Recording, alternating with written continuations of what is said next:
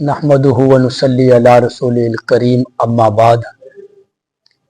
بغیر داڑھی والے امام کے پیچھے نماز پڑھنے کا حکم کیا ہے؟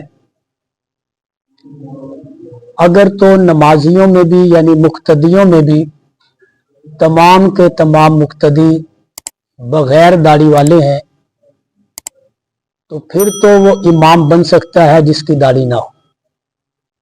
اگر نماز پڑھنے والے مقتدیوں میں کوئی بھی باشرہ ہے اور باشرہ اس کی داڑھی سنت کے مطابق ہے تو اس کی نماز بغیر داڑھی والے امام کے پیچھے نہیں ہوگی۔